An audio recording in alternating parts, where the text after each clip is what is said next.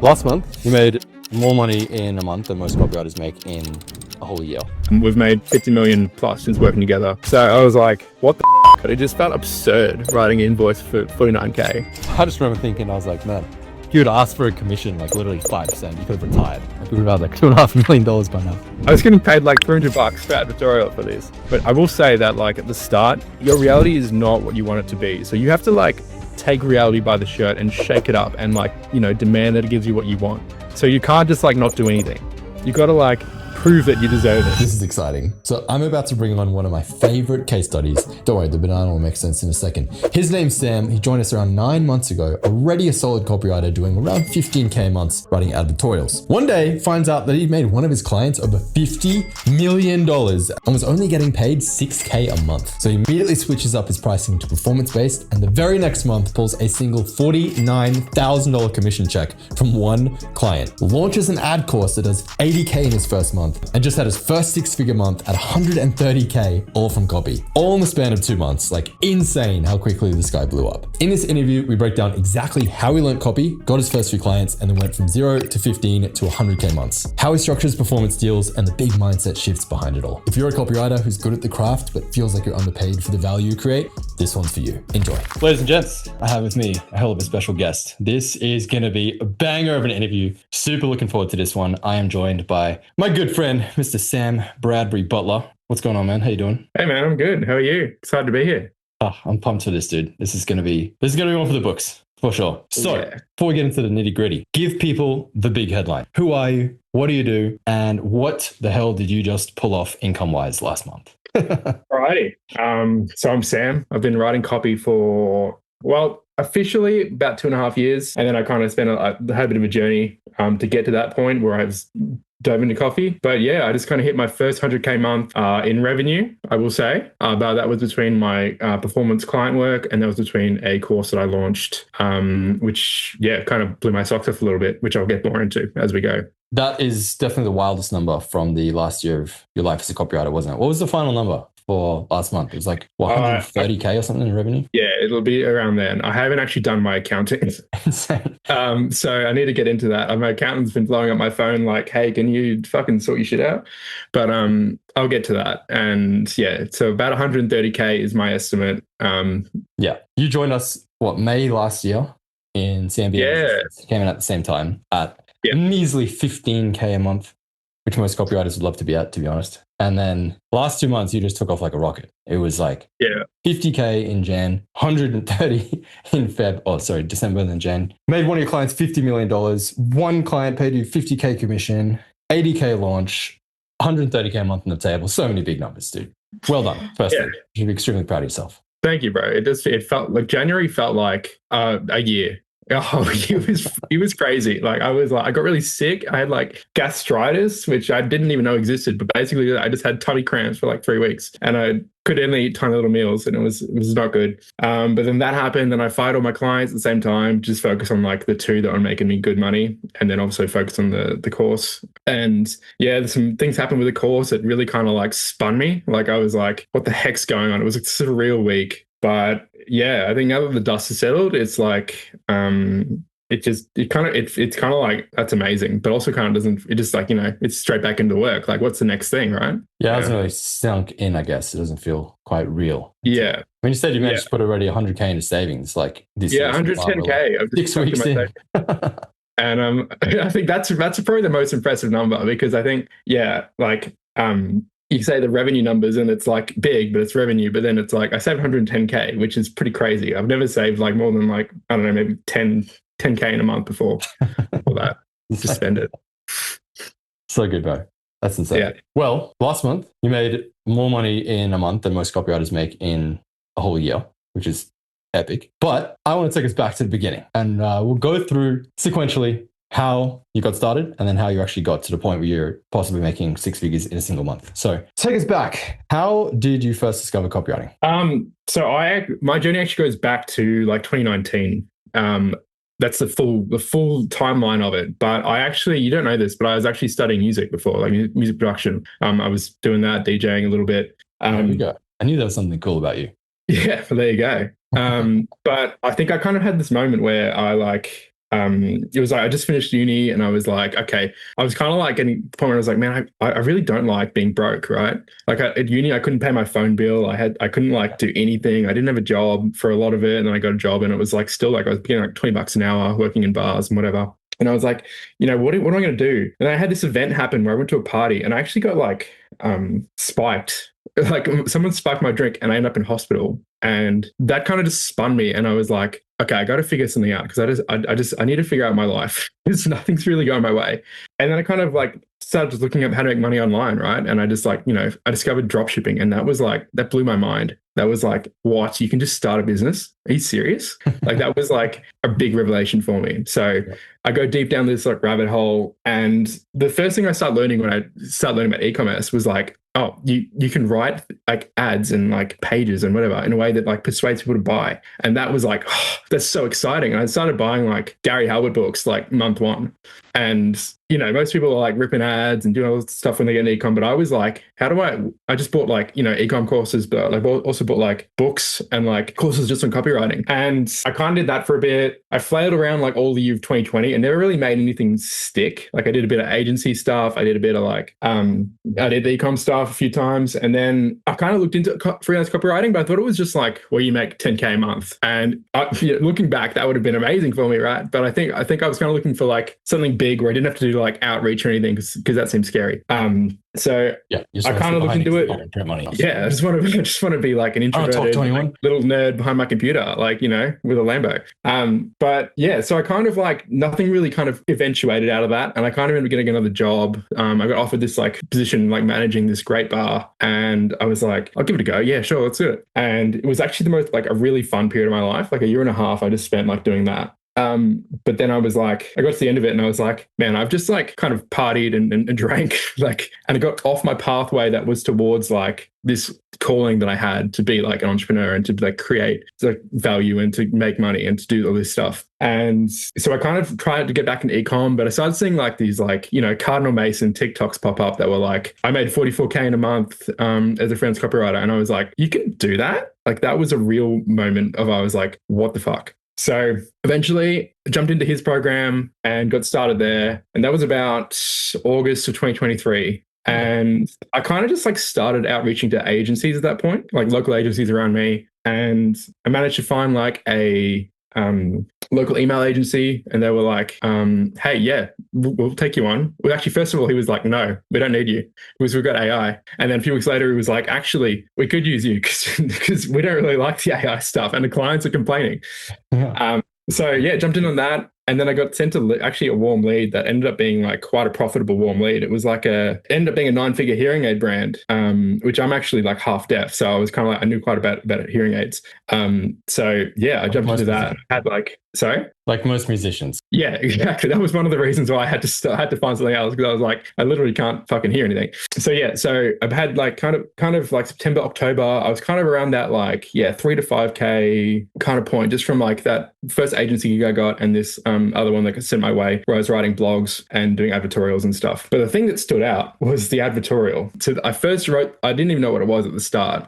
And they were like, yeah, can you rewrite this advertorial for us? And I was like, okay. And I just Googled what advertorial is and then I started like looking at it, and basically it's an article, right, that sells something. So it's about 70% education and then 30% selling at the end. And it's kind of like, it's not quite like a sales page. It's more like subtle in the way it sells. And this kind of like opened up something with my brain that I was like, I really like this. I don't know what it is about this, but I'm like really into this. So I started kind of going more towards like, I was doing this email stuff, but I was going more towards this like advertorial stuff over the side here. And I kept getting more clients, and I was doing like all sorts of random stuff. Like I just did a bit of everything. It's classic buffet copywriter. Classic, no, what I usually say, it's like the shameless whore copywriter. Like I'll do whatever for whoever for $1. Kitchen sink. Yeah. Vacuum the floors. 100%. But yeah, I kept doing this advertorial thing, and eventually I got this pretty good gig where these guys they were like affiliate marketers in Bangkok, like really kind of like, they were like from the UK, they were like kind of sketch, kind of a bit black hat, like kind of what they did was a bit black hat. Looking back, I didn't know this at the time. I thought it was just like, oh, we're just like, making big claims about this bug device or something. But looking back, you kind of realize, oh yeah, that was probably a bit scammy. But anyway, reason I live in Thailand. Yeah, there's a reason. And they were like, I remember talking about taxes with them one time, and they were like, "You're paying taxes? Just start a company in Wyoming." And like, you know, the old classic, just start a company in Wyoming. Yeah, but anyway, they got me writing like these ad scripts for affiliate marketing. For like, it was like basically a pre-VSL that goes to a VSL. And so I was doing like 5 of them a day and getting good volume. And they were paying me like $6K a month for this. It's like USD. So that was like, you know, nearly 10K a month in AUD. And that kind of like was the first time I was like, whoa, I'm making more money ever than I've ever made before. And then they were like, hey, do you know how to write an advertorial? Because we need some advertorials for this other side thing we do. And I was like, yeah, they're like my favorite thing to write. Let's go. Anyway, a little bit of a time jump about a year later. And this is kind of about the time I'm getting into C&B. And I'm like, you know, I've hit probably like 20K, 25K a month maybe. And I was like, how do I get to the next level? Like, what do I do? And, you know, I was like, maybe I'll just be the advertorial guy. I'll go more into that. I'll go with it. And then I messaged this guy late night, and I was like, hey man, do we have any results from these advertorials? Like, I've written like 100 results, 100 advertorials, surely. Like, surely one of them has made like 6 figures. Because every week it's like I get 3 advertorials to write. And I was like, okay. And he sent me this screenshot and was like, you know, it was like from Funnelish, which is like a platform where you run funnels essentially. So you do an advertorial, and it's because I could check out and everything. And it was like 3.2 million, 3.2 million, 2.4 million. Like, it was like 5 screenshots of like funnels that had made like, you know, $1 million plus. And he was like, yeah, this is just one of the accounts. We've made 50 million plus since working together. So I was like, what the fuck? I was getting paid like $300 for advertorial for this. How much? $300 per advertorial. Oh my God. I thought it was $1,500 per advertorial. I thought it was 6K a month retainer for 4 advertorials. So that was for the scripts. And then there was like, so it was less. But one thing I did get is I got reps. I got a lot of reps, and I learned how to use AI for advertorials in a way that is kind of a little bit unique. And that's, you know, kind of what I do now. Now it's like I can just, you know, create an advertorial in my sleep almost. Obviously, I still have to edit it and write it and everything. But yeah, that's kind of where the creation of that system came from. But yeah, since then I've kind of used advertorials as like a leeway to get into brands. Like one of my biggest client right now, I kind of started, I sent like a cold email one time. I'm like, hey man, I can like improve your advertorial. I can beat your advertorial if you want. Basically, I was like, hey, just tell me if you want me to, I'll just do it. And he was like, oh yeah, let's go. And so I did it, and he was like, yeah, this is really good. Like, that's awesome. And then we got chatting, and he turns out he lived in the Gold Coast, and I was like about to go to the Gold Coast like a few weeks later for a holiday. And yeah, we met up, we had breakfast, and then like this has actually become like my most profitable relationship yet. Just through working with him, I did emails for a bit, and now I do his entire creative strategy. And it all started with like a cold email, just being like, hey, I can beat your advertorial. And this is the man who's paid me 50K in a month. So was that the campaign that we worked on together? Because I remember you had that whole I'll beat your advertorial thing with the big scary resurrection. Like, yeah.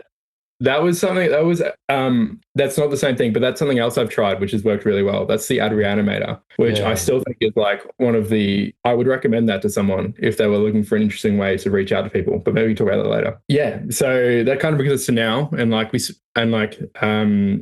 spent sort of the tail end of last year putting together this course because in one of the groups I'm in, we kind of did a masterclass, and that like sold out. Like, people were really interested in like how to be a one-person advertorial agency, which is kind of like what I kind of do, or what I was doing at the time. And yeah, it went really well. People loved it. People loved the system. And then, you know, we're like, let's turn it into a full course. And we launched that in January. Yeah, made like 90, 91, 92 sales. And yeah, got promoted by people like John B. Yakovic, Daniel Throssell, Francis someone, I can't remember his name, but he's quite well known as well. Yeah, the Daniel Throssell thing was a mind spin because I've bought like all his stuff. But yeah. So January was like massive because I got that. I finally started working on performance with this client, with my main client. And so I get like 10% of all revenue that goes through the ads, which, you know, a brand making 2 million, 3 million a month, that ends up being solid.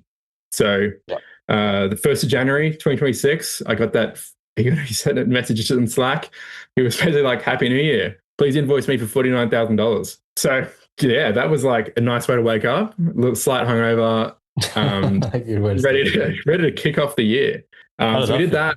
Oh man, that was like I was kind of expecting it, but I was kind of like, is it going to be less? Is it going to be more? Like, what's it going to be? And then that kind of number was like smack bang in the middle, but it just felt absurd writing an invoice for 49K. Like, it's like, there's no way that's a thing. There's no way you can do that. From one client as well. Yeah. Surely you have to rob someone to make that. But yeah. And then we launched the course for 7 days. We did the launch and that made about 80K Australian. And we're actually getting more sales now from like today and yesterday from the people who did like a split pay. So it's still going basically. Yeah. So that's kind of where we are now. That brings us to this very moment. Wow. Very moment when Sean Ferres was like, "Can you get on a call with me? I got to fucking talk about this shit. I got to hit my YouTube upload quota and I'm desperate." Yeah, that's it. What a story, bro. That's insane. There's like so much we can unpack from this. So that was a killer overview.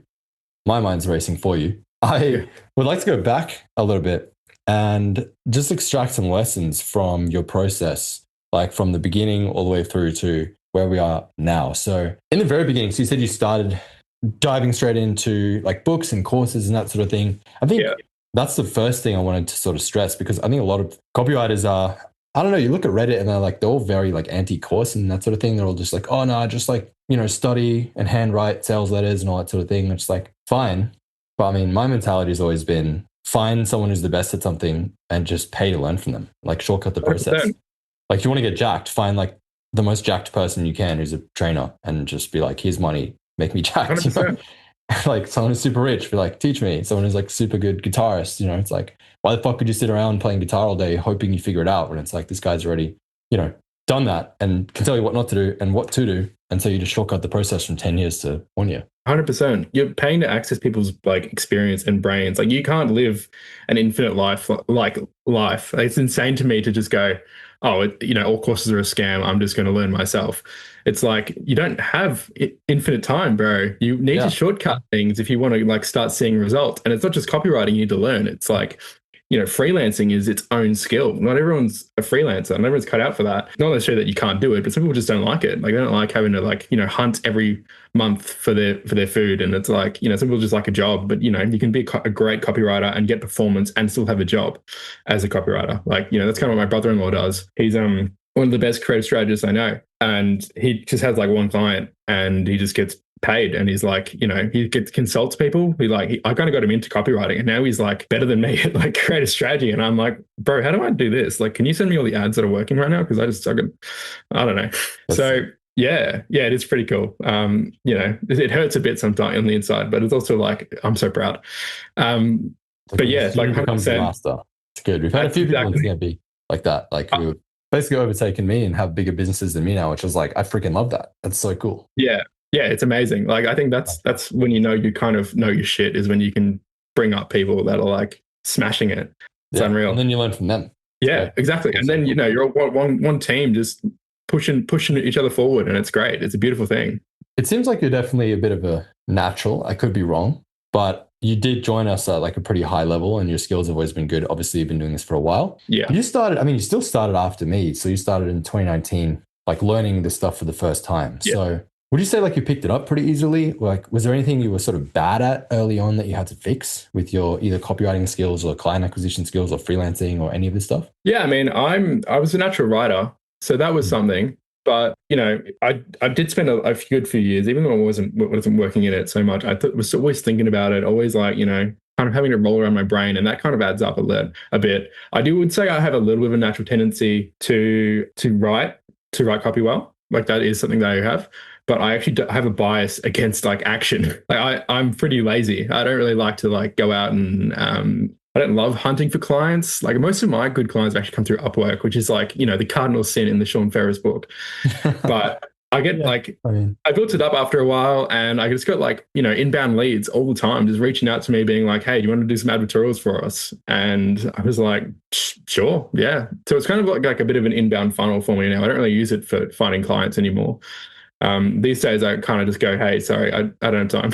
Yeah. But I think Upwork can be pretty great if you position yourself as the top person. So like, for example, like I've made a ton of hires on Upwork for a bunch of different services. And I typically will put up a job post, and there's normally always the standard, $5, $10 an hour people, $20 an hour people. But there's always some motherfucker who's like $200 an hour or $500 an hour. And he's the one I go to straight away. I'm just like, all right, this motherfucker knows what's up. He knows what he's doing. I just want the best person. And I go straight to them because I've been burned by so many cheap people before, like especially developers and that sort of thing, where it's like I had a pretty basic thing I needed to set up. And I was like, all right, well, they all look the same. Let me just hire this person. Or, he seems to have experience. He's like relatively cheap. It's like the cheapest people end up fucking me the most because it's like they take days and days and weeks and then they still get it wrong. And then like I have to go back and fix it. And then it's like he's made it worse, And then I was like, fuck this. And I went to just hire the most expensive person. And he was like the $200 an hour person. And then he fixed it in like an hour, like done. What took this guy a fucking week, this guy did in an hour. I was like, lesson learned, Sometimes the cheapest is the most expensive and the other way around. So yeah, I think if you're that guy, you can do pretty well. That's how you got to see yourself. Like you got to be like, I am the creme de la creme of Upwork. Like I consider myself the creme de la creme of Upwork advertorials. Like I'm like, if you want an advertorial, I'm probably like up there with the best. So, I think I'm like $150 an hour or something, maybe 100, 150. But yeah, once again, I don't even use it. I just like people just message me and be like, hey, can we do this? And I'm like, don't really have time today, or I will do it. Like I'm actually the last new client I got, who's another Gold Coast brand, and he just sent me a message on Upwork about advertorials, and now we're just like working on going, and we're we're like mates now. I like introduced him to like my other client in Gold Coast, and now we're all just like in this group chat together. It's great. So yeah, I mean, well, you said Daniel Throssell before. I remember he put up a screenshot on a sales page where some guy reached out to him on Upwork and offered him like 50 grand for a welcome sequence. I was like, that's the power of branding right there. That's a hard one to turn down. Yeah. Insane. So is that how you got your first few clients, through Upwork? No, I got like one or two little tiny jobs like before I kind of fully locked in on it, and it was like $120 for like to write some copy or something. But it kind of didn't really take off till I had like a couple of clients. I had like the agency I started with, I had like the hearing aid company, and I had like another agency reach out to me actually who saw me on Upwork, but he sent me an email somehow. And then I had a few more like through Upwork. And then that kind of like, by that point I was like, pretty full, like 4 or 5 clients. And yeah, that's kind of where I got started with that. I mean, I never really tried that hard to get clients. I did like a bit of cold outreach at the start. And that's once again, like I have a bias against action, which is like one of my big downfalls. And I'm like, I hate that about myself, but somehow I've ended up, okay. But you got it right by copywriting standards. Yeah. Yeah. But it's like you're going to have your own journey all the time. And yeah, you're going to have to find the things that work for you throughout the journey. But I will say that like at the start, you've got to think about like this. Your reality is not what you want it to be. So you have to like take reality by the shirt and shake it up and like, demand that it gives you what you want. So you can't just like not do anything. You got to like, prove that you deserve it. You've got to move forward and do the right things and take the right steps. And the way you're going to know how to do that is to invest in like courses and invest in like mentors and things like that. Like you don't just know how to do it. Like you don't know anything. Like you should probably like not trust your intuition until you've like, started making money and started like moving the needle and started making things happen. There's a great quote by Peter Kell where it's like, unless you're making like 10K a day, you should never listen to your own ideas. You just steal what's working and do that. Yeah. Which is like good advice. Yeah, for sure. Just learn from people further ahead of you, stand on the shoulders of giants, as they say. The other thing as well is like, you don't know what you don't know. I think that's the other thing people don't realize. It's like, you don't actually realize what options are available to you. Like you only have your own knowledge. That's all you have to think with. And so unless you acquire more knowledge, then you'll have more opportunities and options to think with, more solutions to think with. Otherwise, it's like the only thing you know is like maybe like, oh, I got a Upwork. So like if that's the only thing you know, that's the only thing you know, right? So 100%. I saw a great little clip actually this morning. It was by Jeremy Haynes. And so he did this cool little Jubilee thing where it was like 10 skeptics versus a course seller. And some guy basically said it was like, so basically their whole argument is like they think all course sellers are scammers, right? And so Jeremy's like trying to prove that they're not, right? That they actually help people. And so one of the prompts, the questions was basically, well, I can just ask AI about any question I have, like why would I need to buy a course? And aside from the fact that AI like pulls from the general wealth of knowledge on the internet, which is largely not very good. The other major argument is what Jeremy said, which is a really good argument. So he said, it's kind of a crazy tangent, but so when 9/11 happened, the head of the police commissioner or whatever basically turned to like the head of department of the security homeland, whatever. And he was like, how the fuck did we let this happen? And the guy said, well, you know, in life we have known knowns, we have known unknowns, and then we have unknown unknowns, which is like, you don't know what you don't know.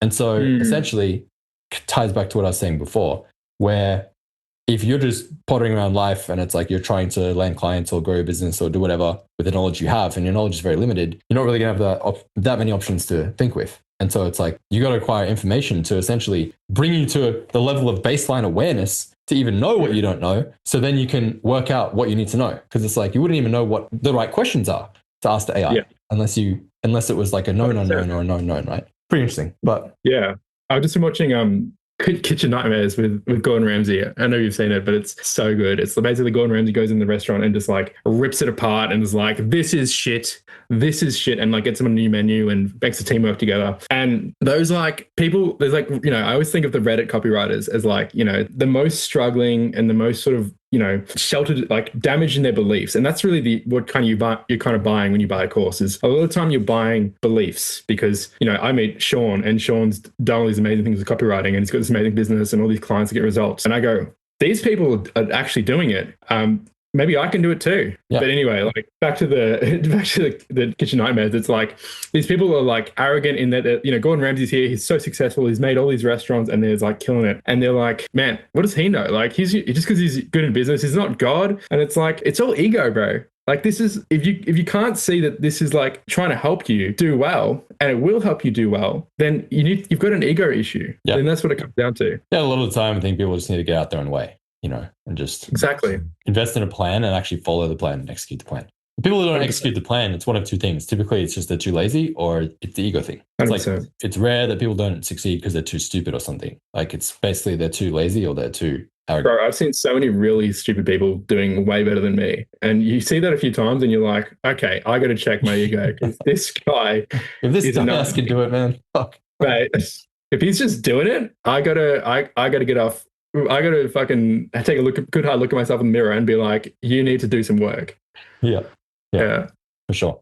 Okay, so just to round out this like 0 to 15K a month chapter. So how did you go about actually landing your first few clients? Like after you had been through some courses and read the books and the Gary Halbert stuff, and you had a pretty good level of baseline skill. Like you said didn't like doing outreach. Like how did you manage to get the first few clients then? Well, yeah, cold email. Cold email was the only thing I could kind of get myself to kind of do. Like I tried to send like an Instagram DMs a few times and I just hated it. I don't know what it was. I just was like, I feel like I'm just harassing people in their house. Whereas an email is like, you know, I could kind of be a bit creative and, you know, write something out. And I got like, I don't know, I wouldn't know the exact, like it was decent. I was like, I probably only sent like, I don't know, 60 cold emails and I got like a few replies and I got like the agency client, but it wasn't like super successful. It was enough to get me going and get me like started, just like working on my skills and just, you know, start the freelancing game. But yeah, that was kind of how I got moving. Yeah, killer. I mean, obviously I'm a big fan of cold email. That's our bread and butter. We do it a pretty different way with the whole reverse outreach thing, which I'm guessing you weren't doing back then. But what was your cold email strategy? Like, what was the offer? What was the targeting? Where were you scraping leads from? Was it manual, automated? Yeah, no, it was all manual. I'd take leads from, I found I could get a lot of really good local leads from Apollo. Like that was, I got heaps of really good like local agencies from that. And yeah, I guess my approach was just like, be interesting.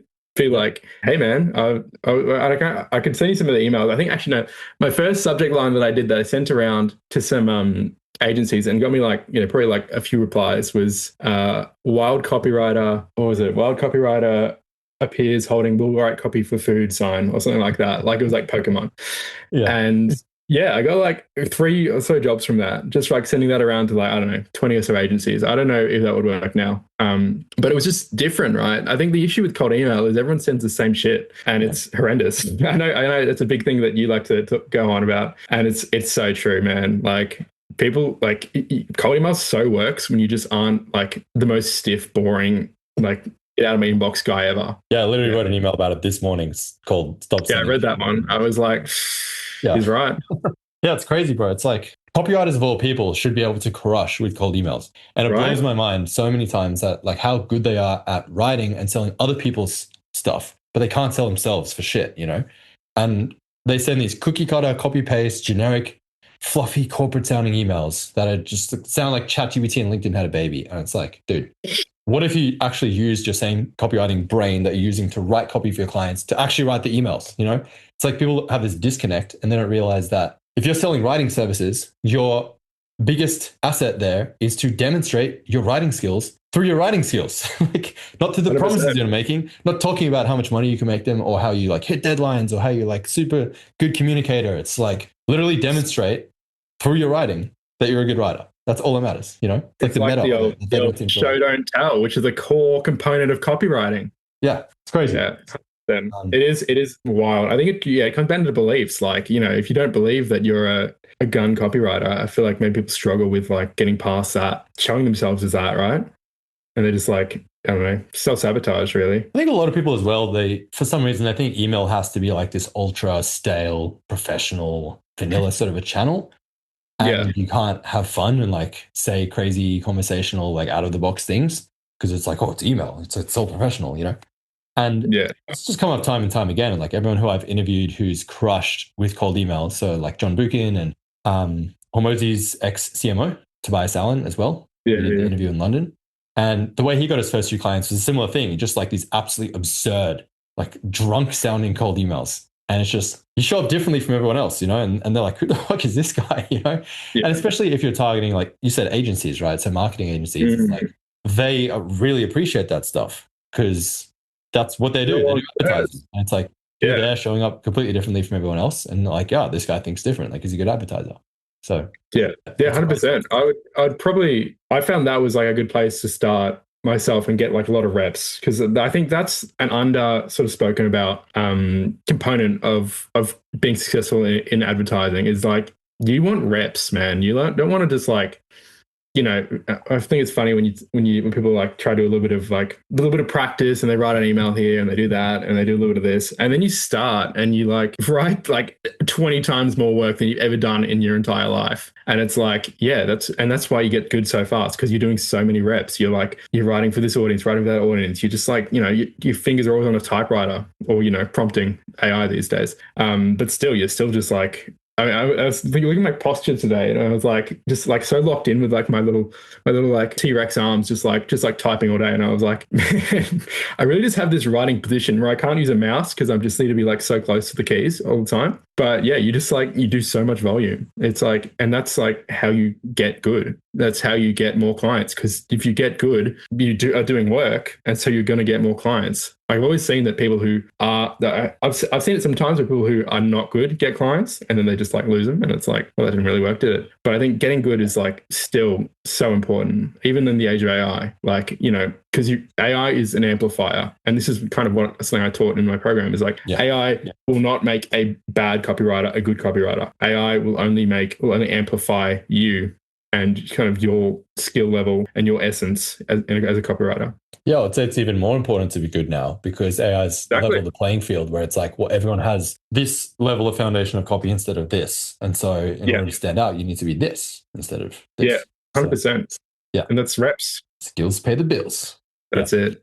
Cool. Okay. And so you said you worked for an agency, and so you just got like a bunch of clients quickly doing that. And then it was sort of just like referrals and that sort of thing from there. And that's what got I've had like, I think I've had like four agency clients over the time I've been writing. And yeah, that was a good way that I got like referrals, and I got like other things. And yeah, it just kind of gets you in the space where you're just like, because I went from like, you know, no gigs, like nothing. And then I was suddenly like, you know, working with this team, and like, you know, I was working like with this CEO, and I was like writing all the time. And I was like, yeah, they kind of just got me like immersed in it more. And then I was doing like, you know, 8 emails a day or something, like, you know, just like pumping through these emails about like women's shampoo and menopause, vaginal dryness products. And honestly, those are the golden days.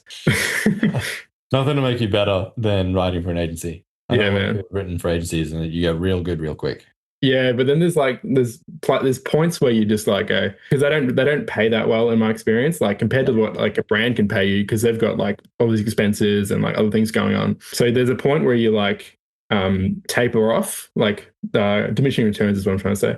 Point where you tapers off, and it's better to go like, you know, in-house performance type deals, like that kind of thing. Yeah, a million percent. Well, I mean, if you think about the business model of an agency, it's essentially they're a freelancer who just adds a markup of like normally 100%. And so they'll charge the client, let's say 6K a month, and they'll pay the writer like 2 or 3K a month, and they just pocket the difference. So yeah, you're gonna be underpaid for sure. But I think in the beginning, it's a pretty good way of getting good quickly. Like work with an agency for a year, get really good, and then go off on your own as a freelancer. 100%, because like, you know, are you here to like, you know, make some money like just for like next month, or are you here to like start a career? Like I'm still learning so much, and I'm technically only like 2.5 years into my career. I'm probably about nearly 2 years full-time copywriting, and like this is just the beginning. Like these skills are going to take me everywhere, but like I'm still part of learning. And I'm still like, you know, just doing reps. And right now it's all about like, you know, creative strategy, Facebook advertising, you know, media buying, that kind of thing. It's more so than just like copywriting, because I spent 2 years focusing on that. But I'm now still learning it. I'm just like other skills are thrown in, and, you know, those skills compound. Like the skills that you like, that's kind of why you hit those quantum jumps. And that's kind of my experience is like, you know, things that compound are like your skills, your positioning, and your relationships. And like, you know, your skills of copywriting, your understanding of media buying, whatever, that could be anything.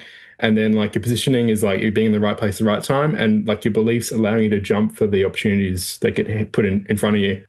Yeah, like that position where I've got like, I made 50K, right? So my brother-in-law, he was also kind of given that position, but he was kind of like in this weird headspace, and he didn't really want to take it. And he was like, I don't want, you know, to put my ideas here and then not get like rewarded for them. And then, yeah, he didn't make 50K basically is the long short story of that. Yeah. So yeah. And then the relationships as well, like people who really trust you are going to give you more work, people who like working with you. If you work with the client for like a year, they're like, you know, you're like best friends, unless it's, you know, you guys aren't. But yeah, I think those things compound, and then eventually you hit those quantum leaps. Yeah. Yeah. Well, it all builds on each other, right? So it's like literally, I think it's the first or second on-ramp module in CMB. I talk about the banana curve, right? And it's just like, most people think that the journey is this really linear good curve thing for that as well. Where it's like, yeah, it's like after 1 month, 1K, after 2 months, 2K, after 3 months, 3K. It's like, that's not how it works at all in the real world. You know, it's like, you're going to be at zero for a long ass time, and then you're just going to be compounding skills. And then boom, all of a sudden, I mean, this is a very dramatic banana. Normally like, it's insane. This is like a fucking riding banana, but yeah, you get the idea, right? So it's like, it's always exponential, you know? And so the problem did you bring that banana just for this point? I had it in my bag, and so I was like reaching into it. You're like, I know what to bring out. I was supposed to eat it before gym, but I didn't get time. Anyway, yeah. So it's like most people are gonna they hit like there, and then they give up, and they're stuck. Yeah. And they go to drop shipping, they go to crypto trading, and they just keep repeating the same fucking loop again and again and again and again. It's like, especially non-entrepreneurs, like the general public, they are very prone to judging themselves externally. Meaning, if I attempt to do something and I don't immediately see results or some sort of improvement or some sort of like tangible indicator that I'm on the right path or going somewhere, they just view themselves as a failure, and they feel like people judge them as a failure. And so they quit as a result because they feel embarrassed. Yeah. Reality is no one really gives a fuck, right? So it's just like, just do you, right? Yeah, no one cares about you, bro. Yeah, the problem is they'll get here not realizing like sort of what's coming, because they just don't see, they can't see ahead. It's like, that's all they can see. It's just like, oh, more of nothing. And so they just quit. And then, you know, it's like the whole success curve, right? Where it's like you start with uninformed optimism. You're like, oh, this is great, gonna make all this money. And then you start doing it. You're like informed pessimism. You're like, oh shit, this is actually way harder than I thought. And then you go down the valley of despair. And it's like, most people quit in that valley of despair. But it's like, if you just keep pushing, that's when you're so close. Yeah. It's like the diamond miner who's like, you know, by the... Yeah, it is 100% that. Yeah, I think entrepreneurship's all about like your relationship with the unknown. And it's scary, but it's like, you got to just get comfortable with like that sort of, I don't know how it's going to go. Yeah, because that's kind of how the best experiences go, right? Yeah, it's 100% it. And the thing is, like the general public in particular, they have a deep-seated fear of uncertainty. So they crave absolute certainty in order to take any action whatsoever. And to a degree, it makes sense, because the less money you have, the more certainty you need, especially if it's some sort of like biz op or something like that. It's like, you know, you need to make money with this, or you can't pay for food and rent, right? So there's pressure there. But at the end of the day, it's like there's no guarantees at all in business, especially in entrepreneurship. It's like, it could take you a month, it could take you 6 months, 6 years. You don't know. You know, someone in CMB posted the other day, took him 2 years to get his first client. I was like, holy fuck, you don't have a client yet? Like I thought he was landing tons of clients. He's been so active in the chat. I was like, what are you doing? I know, yeah. I did see that actually. I kind of had a similar thought. And then other people join and they'll land clients within a couple of days or a couple of weeks. Yeah. You know, and so there's a huge amount of variation there. 2 years is not typical. But yeah, it's crazy though. So point is, it's like you need to become comfortable with uncertainty. You need to bask in it. And I think it just comes down to having a strong why, you know, and it's just like, if you have a goal and you want to hit it and you're like really serious about hitting it and there's like no alternatives. Like for me, I would literally rather die than like work a 9 to 5 my whole life. Like I've been like that since I was 2 years old. So for me, it's like, there's no question I'm going to make this entrepreneur thing work. I don't know what I'm going to do. I don't know how I'm going to do it. I'm going to make it work though. Like it's like literally do or die. It's the only option I have. So of course it's like, maybe it did take me way longer. I started and failed a whole bunch of different businesses, like 5 different businesses before I even discovered copywriting. And then even with copywriting, it took me longer than I thought it would to get my first client in. Everything takes longer and it's way harder than you think it's going to be. Yeah. But it's super worth it in the end. Super 100%. Worth it. I think you've hit some recent like banana curves as well with like everything. It seems like everything's just kind of like, I mean, it's probably like on the surface, it's like, it looks good, but like, yeah, it seems like you're leveling up with the music and with your business and you're like more focused and everything. So yeah, absolutely. It keeps happening. Like, you know, you don't just become a billionaire just like that. Like eventually you just like. I think I heard Taki say it's like businesses typically grow in 1s and 3s. I don't know why those specific numbers, but you tend to see those jumps like 0 to 10K a month. And then all of a sudden people go like 10 to 30K a month. And it's like 30 to 100K a month. And then 100 to 300K a month. And then 300K a month to $1 million a month. Which, yeah, from my experience and observations, I think it's pretty true. Because it's like in that sort of time period, you know, it's like a staircase. It's not a straight line. Yeah. So I would say it's a whole lot of that next level. And then it seems like it's this, but it's like, you know, it's like the old duck, like pedaling above water. And it's just like, oh, he looks so smooth and graceful. But underneath the water, it's like, you know, pedaling like crazy. And, you know, that's like the work you don't see. And then it just looks like this overnight success, but it's like they've been building the skills to get there the whole time. And you just don't see it until it materializes. 100%. And the other thing is that people kind of, I think the general public look at things in events and not in processes. And, you know, there's a process behind every success you've ever seen. But, you know, people just see like, you know, this guy going to whatever, 100K a month, million a month, whatever, you know, getting a Grammy or something, like, you know, getting gold in the Olympics, whatever. And they're like, well, maybe not, the Olympics one's a bit more obvious, but, you know, a lot of these things, it's like, oh, you know, this guy's just born lucky, or he's just like got rich parents or whatever. And it's like, there's a whole process behind this that you just haven't seen. And that's the law of the universe. It's easier to essentially create some sort of a scapegoat as to why they had success that you didn't have, or to drag them down to your level, or to call them a scammer or lucky or won the lottery or good genetics or whatever it is. Because you just, frankly, can't be fucked to put in the work. And it's like, that's a much harder thing to admit than just... Australians are the worst of that too. Lucky. Yeah. Crabs in a bucket. Yeah. Yeah. That's one thing I do love about America is like they're very like optimistic and gung-ho and like very celebrate success and cheer each other on. Whereas Australians, like, they love the underdog. They want you to do well, but not better than them.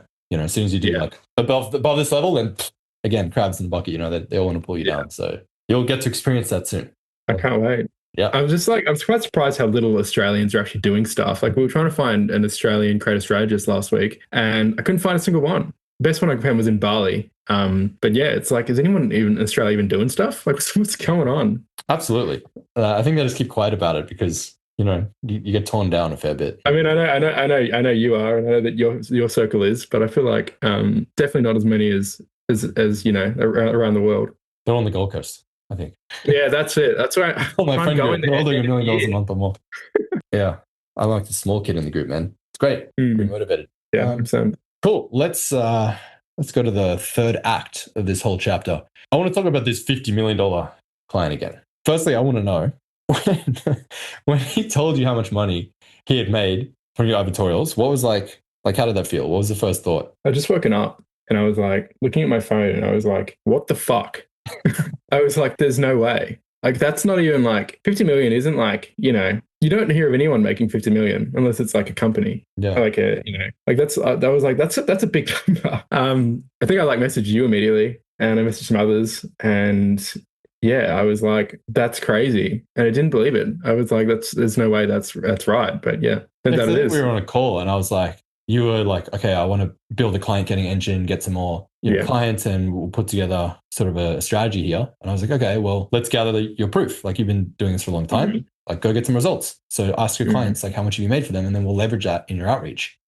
And then I think you came back on the next call and you were like, hey, I got some good news and bad news. This last guy was $50 million. I was like, holy shit. I just remember thinking, I was like, man, he would ask for a commission, like literally 5%. You could have retired. Like, you would have had like $2.5 million by now. Insane. Yeah.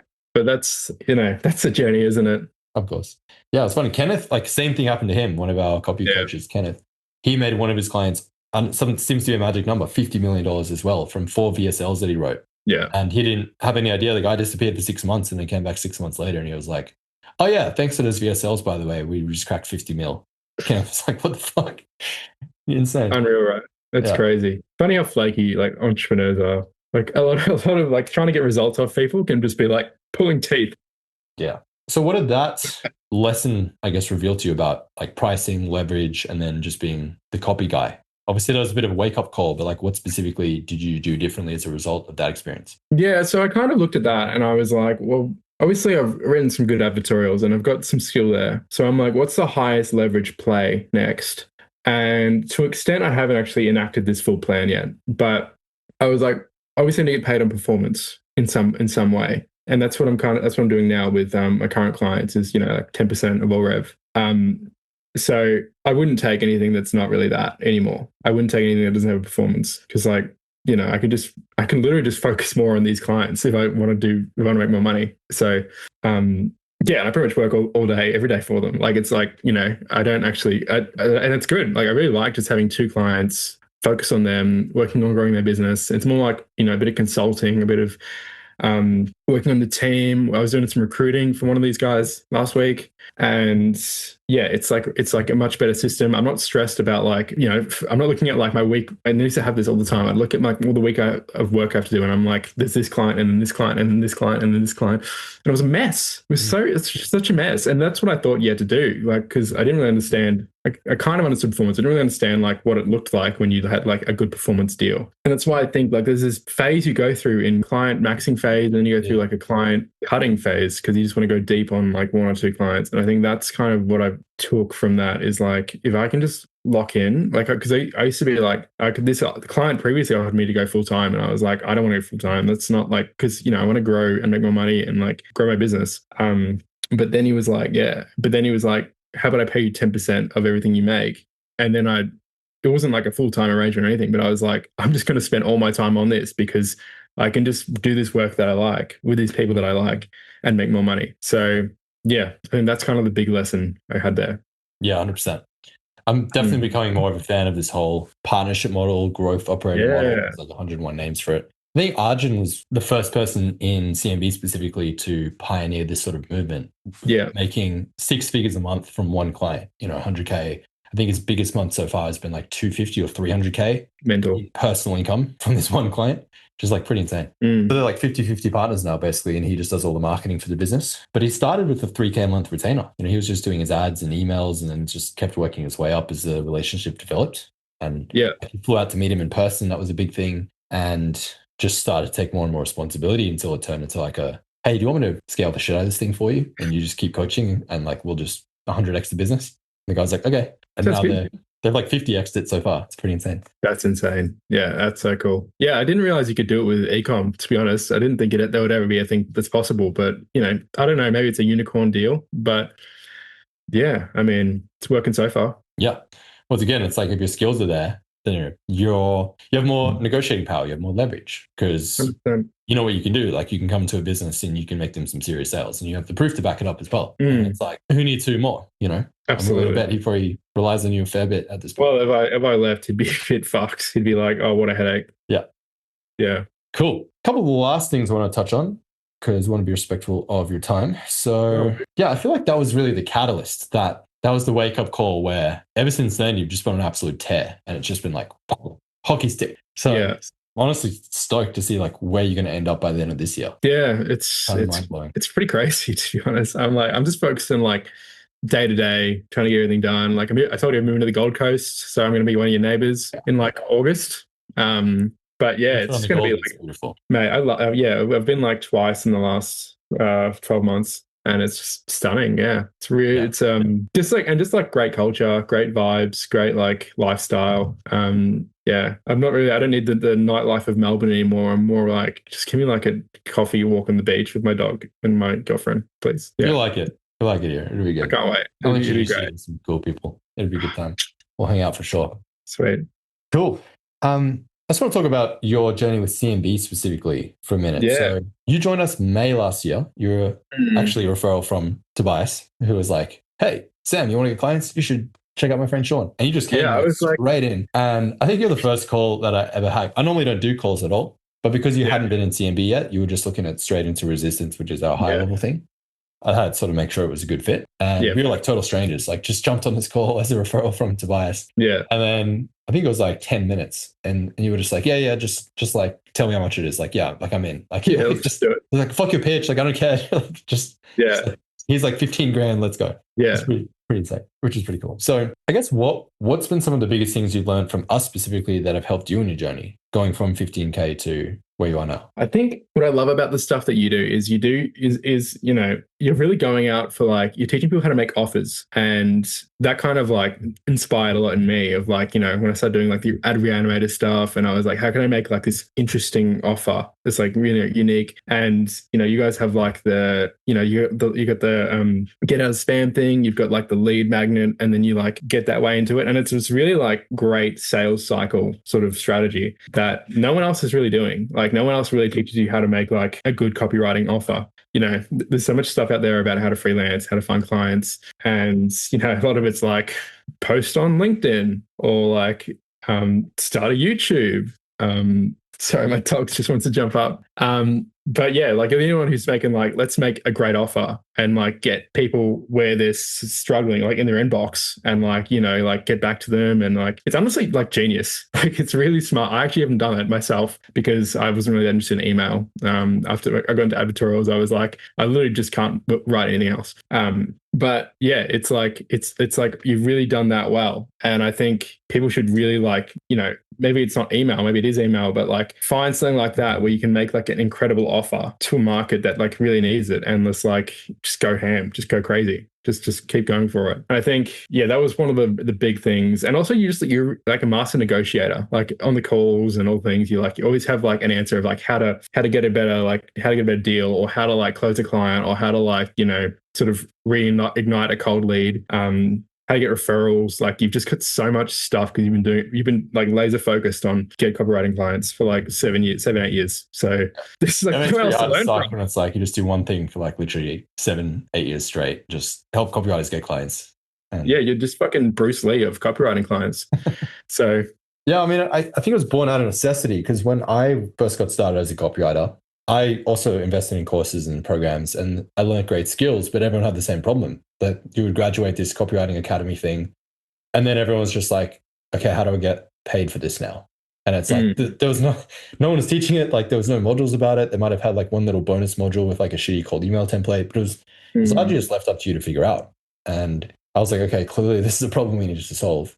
And I was like, well, what if I just talk to them like a person and look for a problem they have and see if I can solve it? Like that seems like a more reliable way of getting a client than just like spamming a ton of this pretty shit script, right? And 100%. A lot of that translates into what we have today. I mean, obviously our whole reverse outreach system is a lot more sophisticated than it was back then, but the core idea is still the same, right? It's just like find people who actually need your help and then solve a specific problem that they have just to get your foot in the door. You know, I think with outreach, too many people are trying to get married on the first date, and that's like essentially pitching a retainer straight away. Yeah. The retainer, it's like a long-term partnership. It's like a marriage. So you want to solve like a specific problem, bleeding edge problem, foot in the door sort of a problem that they have for anywhere from like $500 to a couple grand, $3,000, whatever. And then just essentially demonstrate you actually know what you're doing and you can help them. You help them by helping them. And then it's something that they actually are looking for help with. The biggest one we love is like spam, biggest bleeding edge problem, but there's tons of others. You don't have to do that one. And yeah, because I ran the numbers and there's a few stats that like really hit me. And so I did some research one day and I was like, 90% of businesses make less than $1 million a year. And then also only about 3% of businesses are actually in market to buy any given service at any given time. There's been lots of studies on that. Yeah. So if you multiply those numbers together, 10% of businesses are I would say you want to work with businesses that are making over $1 million a year sort of as a minimum. So, and then 3% are actually looking. So you multiply those together and it's like, that's like 0.3% of all businesses could actually be a good client. Like, that's not very good. And people are just spamming cold outreach like to every business owner with a pulse. And it's like, you have to send a lot of messages, that's like a not very 100%. efficient approach. So, and also like, why would you want to work with like half of these people? That's a big thing I was always about. I was always like, I just don't want to work with like most of these people. So like, even if I was like, hitting an automatic outreach, I'd have to go like through and like with a fine tooth comb, like, do I want to look at this one? Oh, no. Like I'm terrible on Tinder too. I was always like too picky. But yeah, it's like you want to find good clients, and you do that by building good relationships. And then to build good relationships, you got to have like something that they want, and you got to sort of like show how you work as an operator. Like this is you got to think about yourself as an operator, not just like I'm looking for copywriting clients. It's like, would I hire me as an operator? Like, do I feel confident with like me coming into this business? And like, even if you don't like feel it in yourself, like, do I project the feeling that I'm going to be a competent operator in this business? I think that's like, it takes time to sort of get there, but that's like how you really start getting, paid well, is like, you got to come across as like a killer, like as someone who operates, they get on the call when they say they're going to on the call. They like, they do what they say they're going to do. Yeah, they get everything done. Yeah, no, you're a terrible operator, Sean. No, but you got to be someone who does what they say they're going to do, and that's just good life advice, to be honest. Yeah, I mean, I think a lot of it honestly just comes down to self-esteem and seeing yourself as bigger. Like, I think a lot of people just have self-esteem problems, myself included. I had extremely low self-esteem when I started in this game, and they take on shitty clients. They undercharge, they let clients walk all over them, scope creep, like all these things. And it's like, you just need to set some fucking boundaries and go after bigger clients. And a lot of it does come from skills. So it's like, it starts with skills, work on your skills, become as good as you can, and then go after bigger clients. Because it's like, it's honestly just as easy to land a $10 million a year business as it is to land like a 10K a month noob, right? It's shockingly easy. It's like, who's going to pay you more? Yeah, so 100%. Just go after the big guys and you'll make more money. It's like really simple, and just be good enough to deliver results. Yeah, and that's it. And it's so easy these days to like, you can get access to like all the best ads in the world for free on Facebook Ad Library. I don't know if you know this, but Facebook Ad Library now sorts by impressions. So like, you go into anyone's like Facebook Ad Library, and you can just see all the best ads up the top. Yeah, it's a new thing they added, hey, and you can actually see what's performing the best, which is like even crazier. It's insane, but you can just like rip all the best ads from all the best 9 and 8 figure brands in the world, and just like study the scripts, turn them into your own scripts. Like, you could basically just like, pitch any 8 figure ecom brand and be like, hey, I wrote you 10 new ads for different angles, or I wrote you an advertorial, or I did this or I did that. And yeah, it's shockingly easy. And I think as people who've been in the space a while, you kind of see that. But when you're getting into it, it's like, oh, it's overwhelming, man. It's like, there's so much to do. What do I want to focus on? Like, how do I find a client? Like, who do I talk to? So I do have, my heart goes out to the start, because it is rough. But you get there. You just keep going. Well, start's like the filter. It's like, that's what keeps most people ever getting past it. Because the longer you're in the game, the easier it gets. The more you pay, the more you get paid, and the less you work, typically. It's like you work the most in the beginning and make no money because you're learning the skills. And then there's like the shit eating phase where you're still working a full-time job, and then also having to hunt for clients on the side. And then you also land a couple of clients, and you're just stretched thin for time, and your income's still pretty low. And then you eventually quit your job, and it's like, okay, now you got all your time back, but then your income takes a hit. Yeah. And you ride that out, and then you eventually replace your income, and then it's pretty smooth sailing from there. But it's just like, it's that rocky beginning that just most people do. They can't handle it. They give up. Yeah, 100%. And it is a big filter. Like, it's like, it's the universe going, hey, do you really want this? Because you got to prove it. And, a lot of people just go, it's too hard. Or they go, I'd rather go out with my friends on a Saturday night than, try to enter this new world and make new friends and, become like, enter this space. So just got to decide what you want, really. And prove it you did. Yeah. Honestly, I'd say it takes like 3 to 6 months of like fully locking in, just 7 days a week, going super hard, and you can get to 10K a month. It's also like the best thing in the world, working on your own thing. Like, it's rough at the start, but when if you're happy to spend like every hour of the day, or I was at least, working on this, because it's like, this is just like my thing. This isn't like a business. This isn't like a job.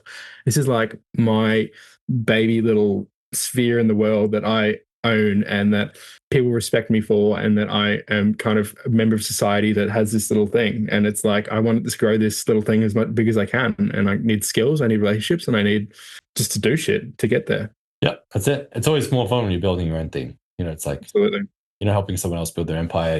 You're doing it for you. You know, it's in your control. It's your baby. It's exciting. That's it. Just Speaking like of your baby, let's close this bad boy out. Let's talk about your launch.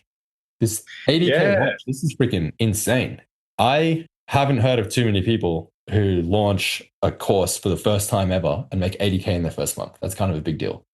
I had some help. Talk about how you did that to close this off. Yeah, so I was partnered with two guys. One of them is like an info product expert. Like he just like is straight on info. He's a Finnish guy. He's like lovely. His name's Elmo. And then Elmo, yeah, it's great.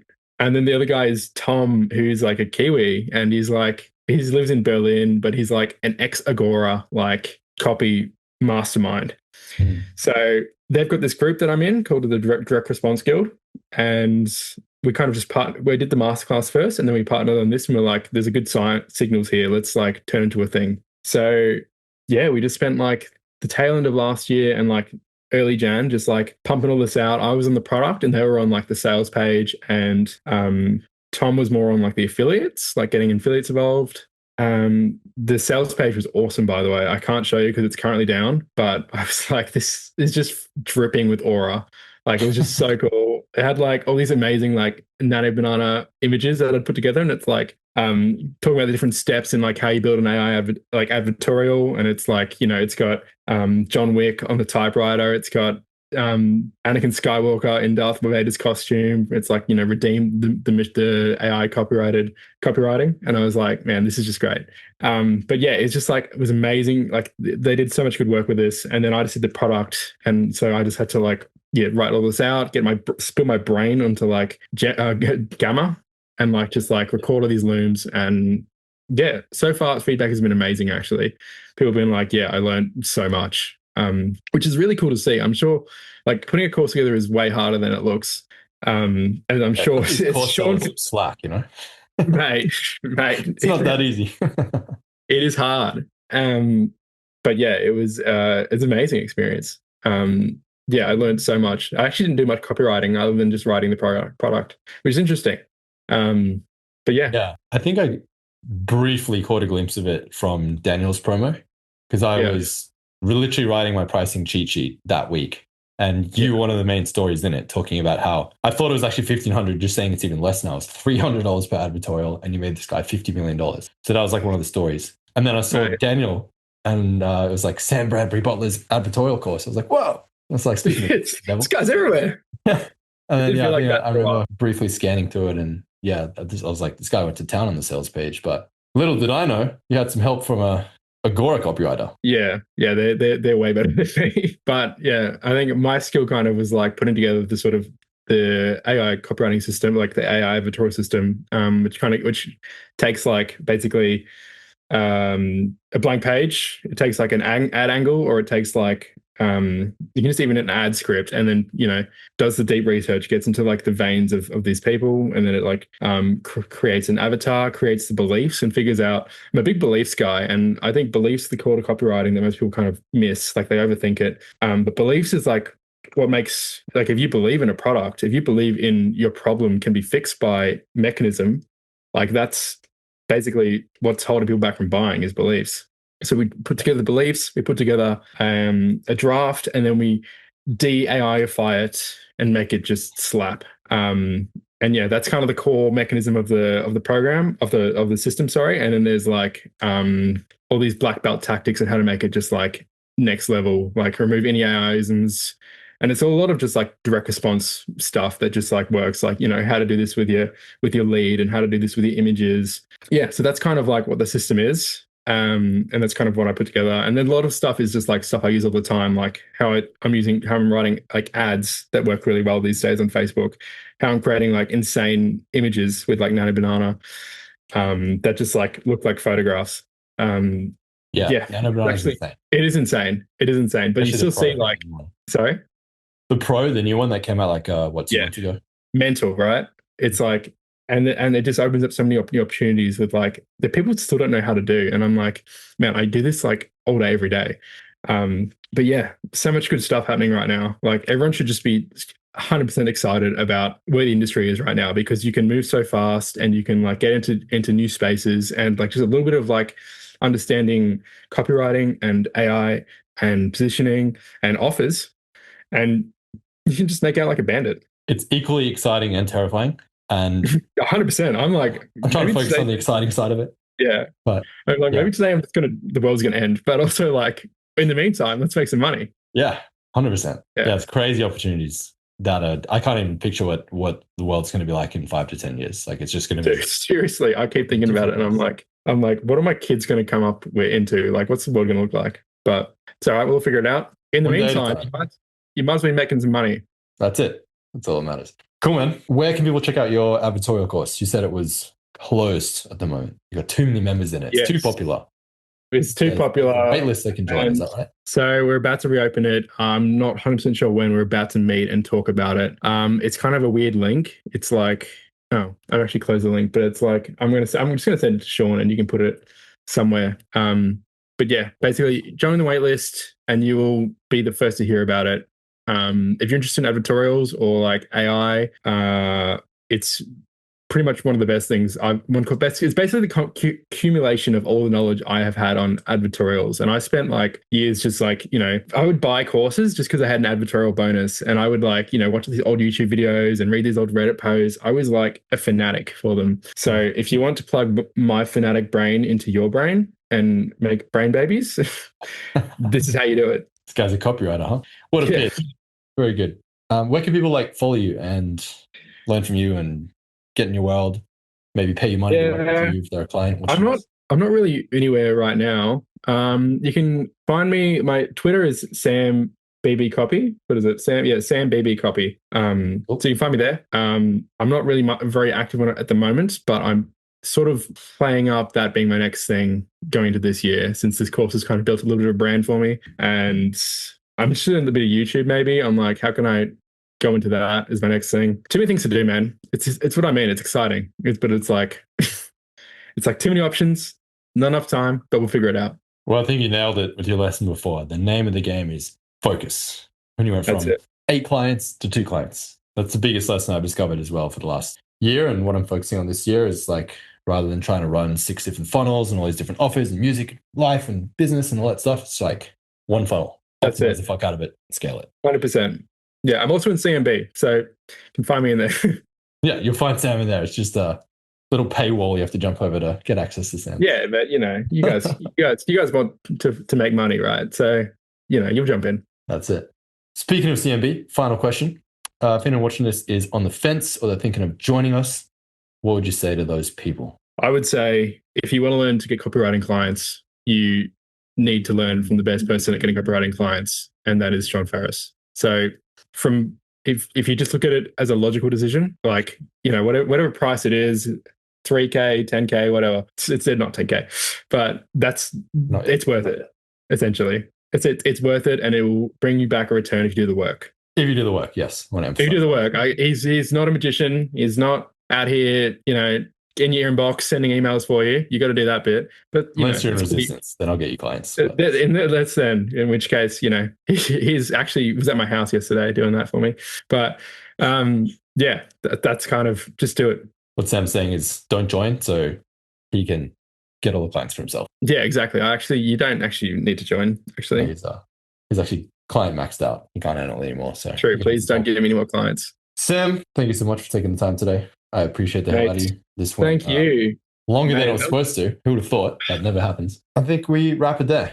That was good. Cool. You're a legend. Appreciate you, bro. Thanks, man. Wow. So you can probably see why I wanted to bring Sam on. What a journey. If you want to go deeper with Sam, I've linked the advertorial course below so you can join the waitlist. If you write ads, 1,000,000% study that. It's a skill that will make you money for the rest of your career. And if you're a copywriter sitting anywhere between 0 and 15K a month and you want help building a 6-figure copywriting business like you just saw, there's also a link below that takes you to an 11-minute video that explains how our reverse outreach system works so you can see if it's the right fit for you or not. Check out the links, drop a comment below with your biggest takeaway from the interview. I'd love to hear what you took away from it. And hey, If you enjoyed this interview, you're going to love this one right here that I did with Tobias, the former CMO of acquisition.com, talking about how he landed Alex Hormozi as a client, became the CMO of acquisition.com, and then went on to work with one of the fastest growing AI startups in Europe. It's an absolute banger.